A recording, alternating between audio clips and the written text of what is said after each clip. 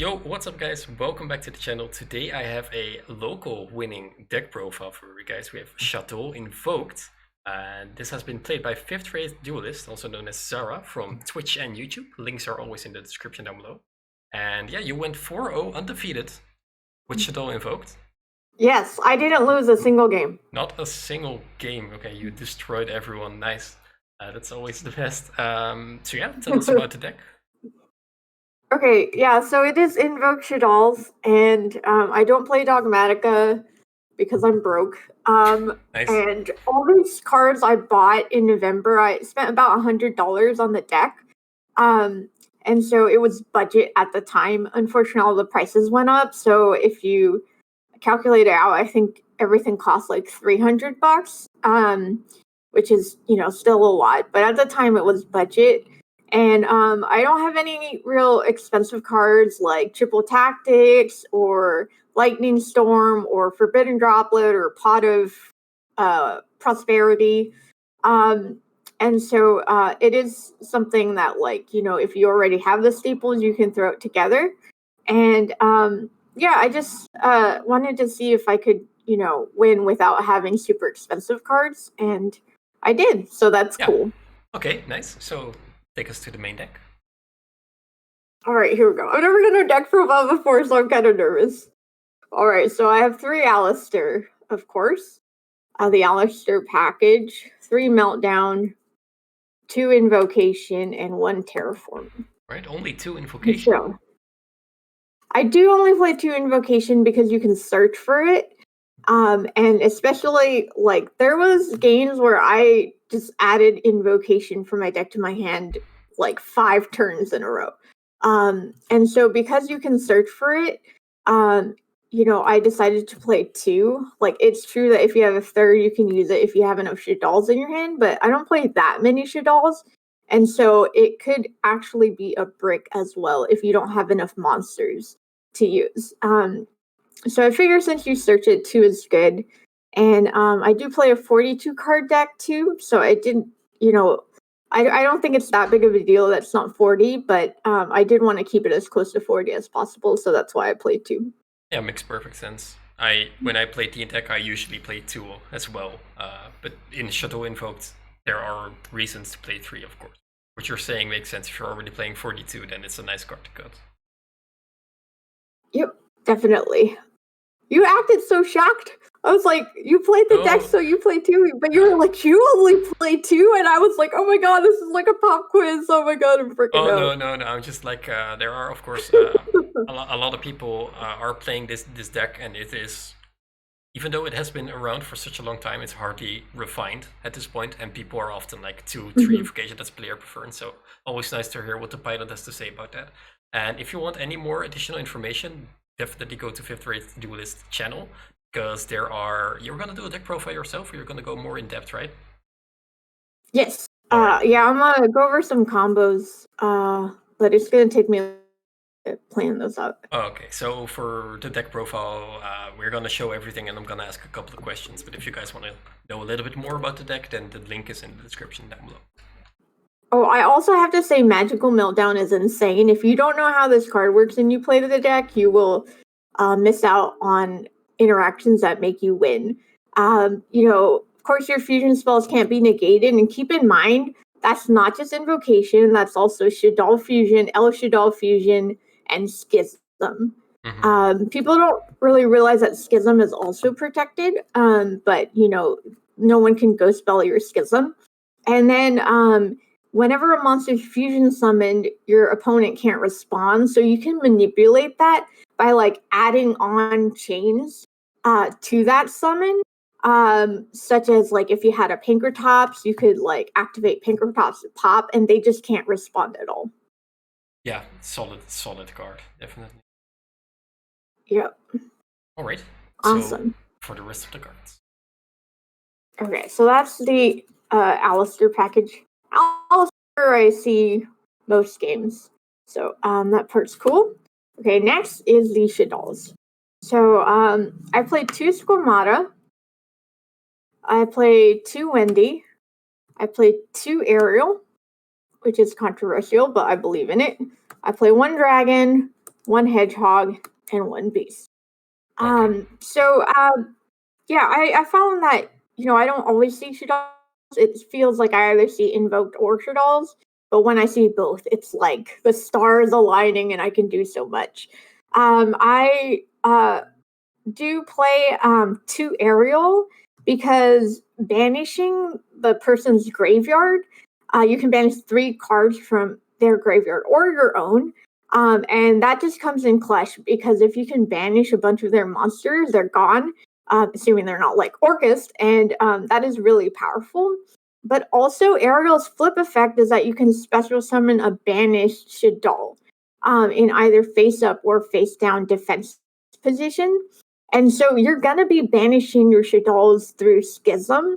And so it's just a way for you to recycle it. So for example, you get Apclone, and then you banish it, and Ariel will bring it back, and then you can negate something permanently on the field. So I chose to play 2 just because, you can either banish twice or you can use the flip effect, and both are very powerful. If you did want to make this card 40, you could take out 1 aerial, and then I'll tell you another card you can take out too. But yeah, I really believe in the 2 aerials. Yeah, this is a card that I have actually seen a bunch of Shaddoll players bumping up. When the structure deck first arrived, everyone was like triple Wendy, triple Skumata, 1 Ariel for combo, and then never see it again. But in this meta, it's so good to banish cards from your grave, so it's really understandable you're putting it at 2 now.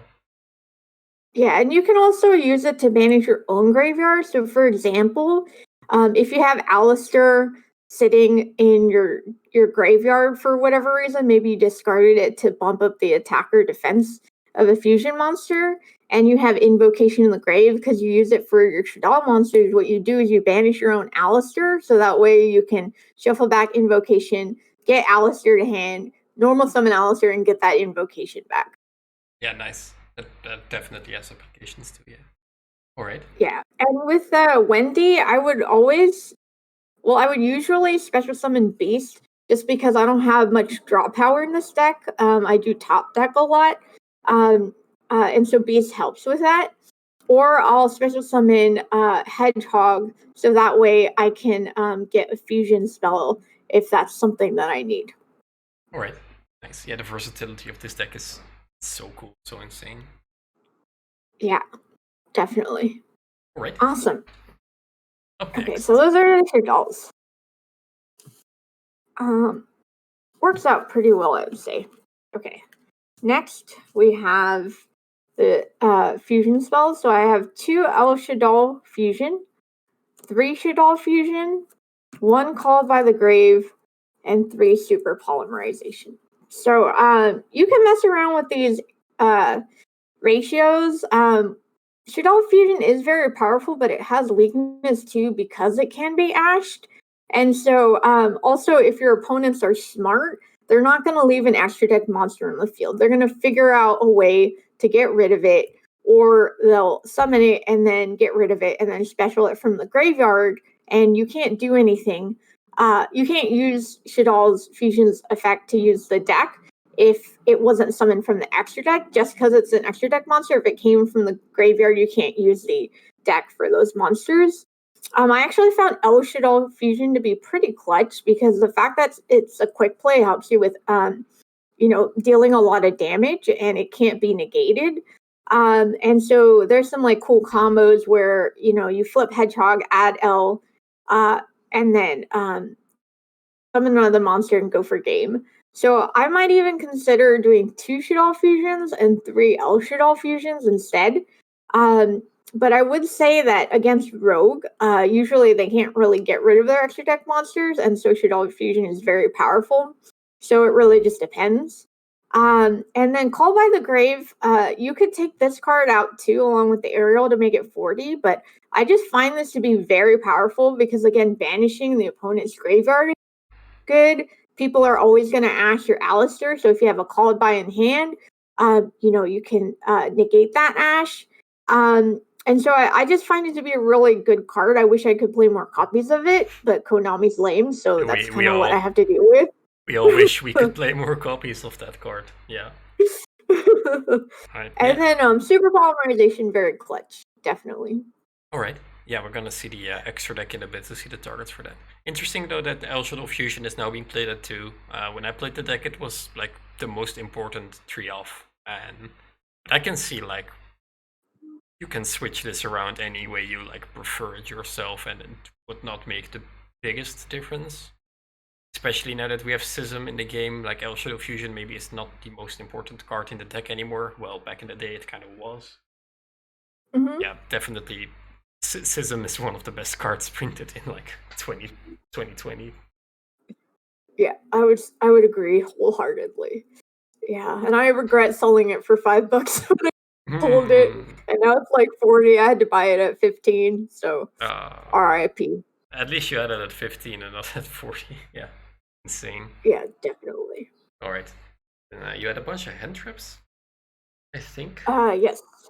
Hand traps are really important because like the good thing about this is that you can go first or second. But oh wait, let's do traps first. I forgot about traps. Okay, so I do 1 Shaddoll Incarnation, 1 Schism, and 3 Paleozoic Dynamiscus. Schism is clutch. You want to get Schism. Most games you want to get Schism like ASAP, so you kind of start out the game with a combo to get Schism to the hand, so that way you can summon Winda on the opponent's turn to kind of screw them over.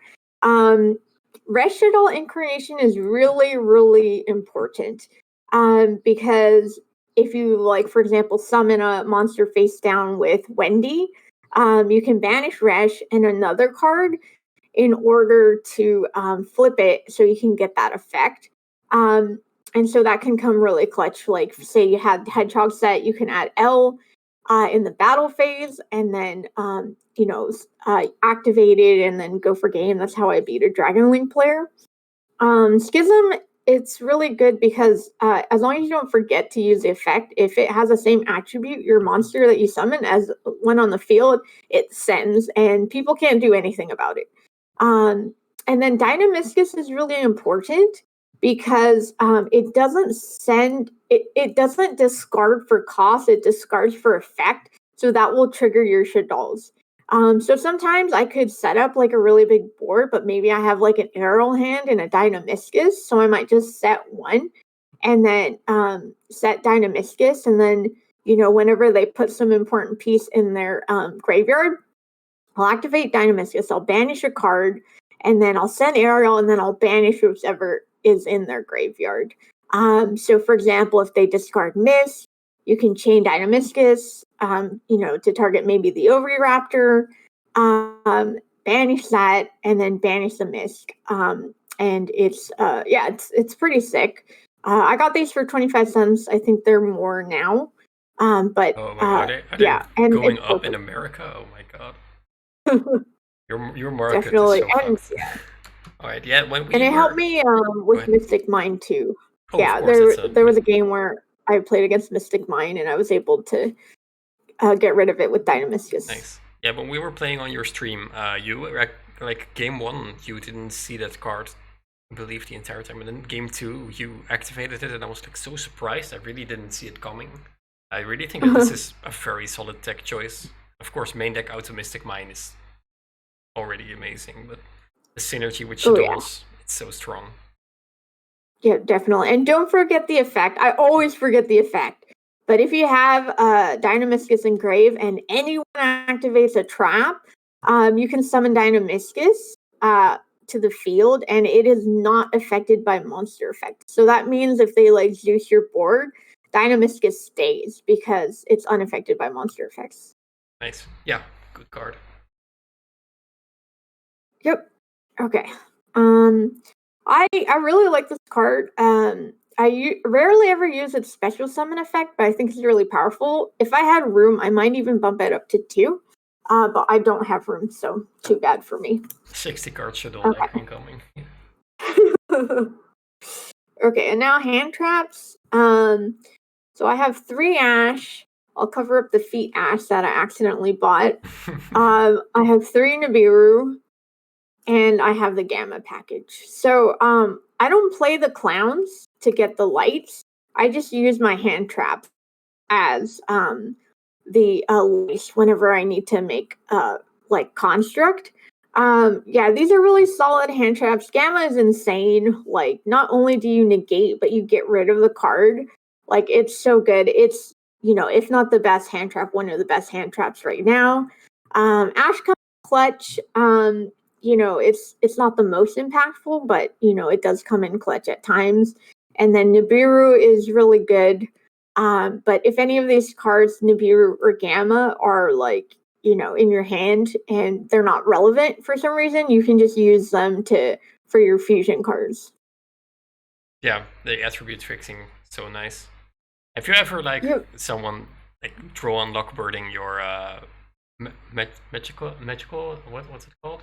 Jesus, Magical Meltdown? How did I forget the invoked field spell? Has anyone ever like trolled you on that, and you could have done like the Gamma, and then you have like fusion plates from field and stuff? That feels wish. Oh, that feels so insane. Like, okay, now you're dead. Now you're super dead. Yeah. Yeah, I understand. And these are like definitely the hand traps that are relevant to this format. So. Yeah, and Gamma came in clutch too, because if you activate Shaddoll Fusion, you don't have any monsters on board, they're gonna ash it, and then you Gamma them, and then you have all these freaking monsters on your board, which you can do whatever you want. It's insane. So that works out really well. Nice. Solid. So that's it for the main deck, right? Yes, so that's 42 cards. If you wanted to make it 40, you would take out Call by the Grave and the second aerial, but you know, both of those cards have come in clutch so often that I'm not willing to get rid of them. Yeah, understandable. Right. So the extra deck. Okay, so here's the extra deck. I put this backwards. Okay. I'll do it this way. Okay, so I played 2 Makaba, 1 Agodes, 1 Kaliga, and those are my invoked monsters. So I know I don't play Raijin, just because like Raijin does come in clutch. It has won me games, but I find that I need the second Mechaba more often. And also your opponents don't really expect a second Mechaba too. So that can come in clutch definitely. Kaliga is like freaking, sometimes that's the MVP. Like sometimes it's more powerful to summon Kaliga versus Mechaba, just because like the opponent has to waste their battle phase in order to get rid of Kaliga so they can make some plays. Not always, but sometimes I set up a board with Winda and Kaliga because I'm a terrible person. And you know, that is something that's very difficult to overcome if you don't have like a forbidden droplets or something like that. And like, you know, there have been times where I just summon Kaliga, maybe there's nothing else I can do. But you know, that's a pretty good defense. And Agodes is really good. I also like, not only can you pop a monster whenever it's special summoned, or a card is special summoned by the opponent, you can banish a fusion monster to make it gain attack until the end of your opponent's turn. Not until your turn, until the end of the opponent's turn. Because 2,000 is pretty small, but like 3,500 is very big. Yep. And so it's very powerful. So I really do like these invoked monsters. I wish I had room for Raijin and Purgatrio, but unfortunately, the only fires I have are Ash. And you know, unless you're going against Infernoid, you kind of have to bank on your opponent having an Ash in order to summon it. And yeah, throughout recent times with testing, there haven't been, like, Purgatrio used to close a lot of games for me, but yeah, lately I haven't really been able to do that, so I just took him out. Makes sense. Yeah. Okay. So those are the invoked monsters. Then I have my Shaddolls. I have 1 Apgalone, I have 2 Winda, and I have 3 Construct. Okay, so you need 3 constructs. You really do, because whenever you're going in the grind game, in the long game, you're gonna run out of constructs because you want to use that fact. So you'll banish it with Schism, or you'll summon it with Schism, and then you know, you'll summon it because it just starts your combos. So you really want to have 3 constructs, just so you have something to get the cards that you need into the grave. Winda I have at 2, mostly just for space. 2 is usually fine. There was only one game where I needed a third one, but I managed to make it work anyway. And Aquilon's really cool. Sometimes you wish you had a second one because, the effect to negate a card on its summon is insane because it's a permanent negate. It's not until the end of the turn, and it's any face-up card. So if you're in the mirror match and you negate the opponent's Schism, like, they can't do anything about it. They can't get it to the grave unless they freaking like MST or Twin Twisters their own Schism, which they're not going to do. And it can't be destroyed by battle. And if you summon in the extra monster zone, you can use Gravity Controller to send it to the grave and then get a card to the hand. So it's a very, very powerful card. I really like Aquilon. Right, nice. Yeah, understandable where you chose. Yeah. I don't know if anyone plays any other Shaddolls, but yeah. Then I have 1 Artemis, 1 Gravity Controller, and 1 Cross Sheep and 1 Boral Sword. So I use Artemis instead of the Salaman Great Bunny, Almirage, and Secure Gardena, just because my extra deck is pretty tight. And not only that, you can link one of your Shaddoll monsters into Artemis, because it's just level 4 lower. So if you need a light for construct, you can summon like a hedgehog, make an Artemis, and then use Shaddoll Fusion or Shaddoll Fusion to make your construct. And so that comes in clutch, definitely. Gravity Controller is very important because it triggers your Shaddolls, because you're going to send stuff with construct to the grave and you want to grab it back. So Gravity Controller is a way for you to do that. Cross Sheep and Boral Sword is for OTKs. I don't use them that often. So I've kind of thought, some people suggest using Verte instead. But since I refuse to play Dragoon, I feel Cross Sheep and Boral Sword are okay. I don't always OTK, but it is possible to do that. And then there's like some nasty combos where, you summon Kaliga and another monster, and you make Cross Sheep, and you get Schism, and then on the opponent's turn, you use Schism to summon Winda, and then since Kaliga's level 4, you can summon Kaliga, and now you just Winda Kaliga to someone. It's kind of risky, though, because, you don't have, any interruptions until those are summoned, and people can, forbidden droplets it and stuff like that. But, yeah, it's pretty sick. Full combo. Yeah. Yeah. Okay. And then I have one more. This is kind of controversial, but it seems to work for me. I have Starving Venom in here. So basically, this is for Dragon Links. And then rogue decks too, like Heroes and Orcus. So basically, you use Super Poly to kind of suck up 2 of your opponent's monsters and make Venom, and it's like a ticking time bomb, because if it gets destroyed, then it'll pop everything. Unfortunately, there's a lot of ways to get around this. Like, they can just make Savage and negate it, or like they can send it with like Eldlich or something like that. So it doesn't always come in clutch, but I feel like it is pretty good. And yeah, that's why I play it. And also, it's cheaper than the Dragon Fusion. I don't know what it's called. Dragostopedia, or? No. There's like a fusion with 2 dark dragons. Oh, the Borreload Furious Dragon.